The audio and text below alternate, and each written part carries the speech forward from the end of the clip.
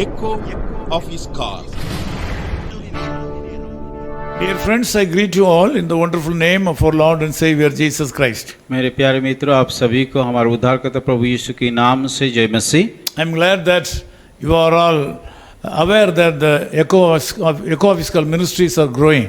मैं बहुत खुश हूँ और आप लोगों को भी शायद पता होगा कि इकोपिस्कॉल मिनिस्ट्री सेवकाई बढ़ रहे हैं। A lot of people all over the world are being touched by the power of God. और परमेश्वर का सामर्थ्य उस शक्ति को कई संसार का दुनिया में बहुत सारे लोग अनुभव कर रहे हैं। Please pray for our Nehemiah Bible colleges. और कृपया हमारा नेहमिया बाइबल कॉलेज के लिए प्रार्थना में स्मरण रखिए। There is a full-time Hindi college and two part-time Tamil colleges. और हम नेहमिया बाइबल कॉलेज जो कि पूरी समय के लिए होता है और अल्प समय के लिए हमारा तमिल में भाषा में होता है। Exodus chapter 20 verse 24 says like this. और निर्गम उसका 20 का इस 24 में इस प्रकार लिखा गया है। In every place where I record my name, I will come to you and I will bless you. जहाँ जहाँ मैं अपने नाम का स्मरण करूँगा वहाँ वहाँ मैं आकर के तुम्हें आशीष दूंगा। Today's message is from I will come to you and I will bless you. और आज का जो शीर्षक है मैं आकर के तुम्हें आशीष दूंगा। This message was given through our forefather Moses. और ये बातें को हमारा पूर्वज जो मूसा के द्वारा बताया गया है। This is also today for us. और ये बातें हमारे लिए भी हैं। Where God will come?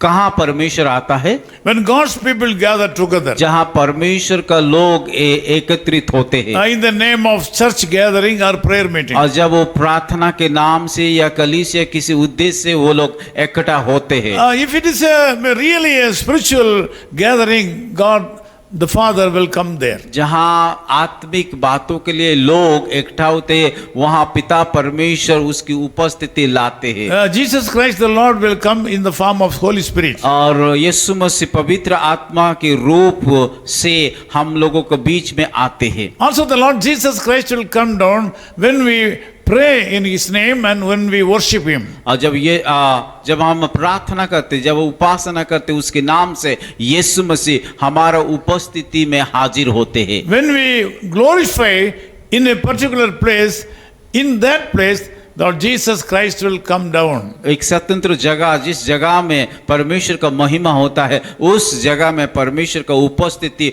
वो रखते हैं।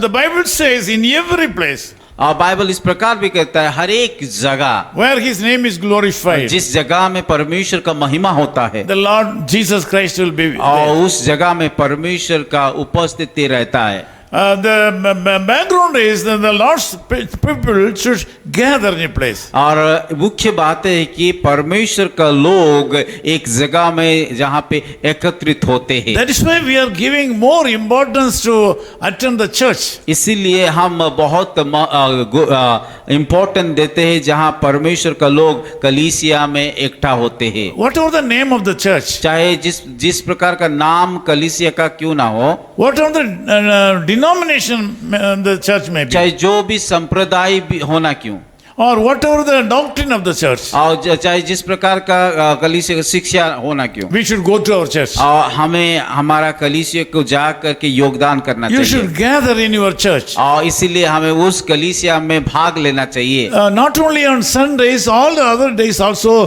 whenever you have programs and worship services in the church, you should go there. केवल रविवार ही नहीं, बाकी दिनों में जब भी कलीसिया कुछ प्रोग्राम या कुछ प्रकार का कार्यक्रम रखता है उसमें भाग लेना चाहिए। If the church administration is conducting a special meeting in a particular place or a house, you should also join there. अगर कलीसिया किसी खास प्रोग्राम या कार्यक्रम किसी घर में रखा है उसमें भी हमें भाग लेना है। The Lord has kept the church in your area for you to send His Holy Spirit and blessings upon you. और परमेश्वर आपकी घर के करीब बगल में पास में कलीसिया रखा गया ताकि आप लोग पवित्र आत्मा के द्वारा आशीष को प्राप्त हो। When you gather together with the other believers, the Lord Jesus Christ will also come there. और जहाँ पे विश्वासी लोगों के साथ आप एकत्रित होते उस जगह में यीशु मसीह रहता है। When Jesus comes there, all the problems of you will be solved. और जब यीशु मसीह उस जगह पे आ जाता है आप लोग का जीवन का समस्या का समाधान हो जाता है। I tell you, a single word from the Lord Jesus Christ will solve or eradicate all the problems of your life. और मैं आप लोगों को बताना चाहता हूँ यीशु मसीह का एक बातें आप लोगों के जीवन का कोई भी समस्या दूर हो सकता है। Today the Lord will speak to you. आज यीशु मसीह आपको बातें करना चाहता The है Lord will open new ways for you. और यहोवा आपको एक नया रास्ता दिखाएंगे। The Lord Jesus will take care of you today. परमेश्वर यीशु मसीह आपको ख्याल रखेंगे। Let me pray for you. मैं आप लोगों के लिए प्रार्थना करूंगा। Loving Father, we thank you for this wonderful time. प्यारे खुदा बने इस सुंदर समय के लिए हम धन्यवाद देते हैं। I especially pray for the people, those who are praying with me right now. प्रभु ये इस समय खास करके मैं प्रार्थना करता हूँ जितने सारे लोग मेरे साथ इस समय प्रार्थना कर रहे हैं। Now the people have a lot of problems in their life. और मैं जानता हूँ कि उन लोगों के जीवन में कई प्रकार का समस्या में है। Some of the family members are sick, कई परिवार में कि बीमार है and the children are not able to educate it properly. और उन लोगों का बच्चे सही रीति से शिक्षित नहीं हो पा रहा है, शिक्षा को नहीं पा रहा है। In some families there are a lot of financial crisis. कई परिवार में आर्थिक का समस्या है। Lord, whatever the situation may चाहे be, जिस प्रकार का समस्या होना क्यों, you are the Lord of Lords and Almighty God. परंतु आप प्रभु का प्रभु, आप सर्वशक्तिमान परमेश्वर है। You can do anything in anybody's life और आप सब कुछ हर एक लोगों के जीवन में कर सकते हैं according to the powers vested upon you.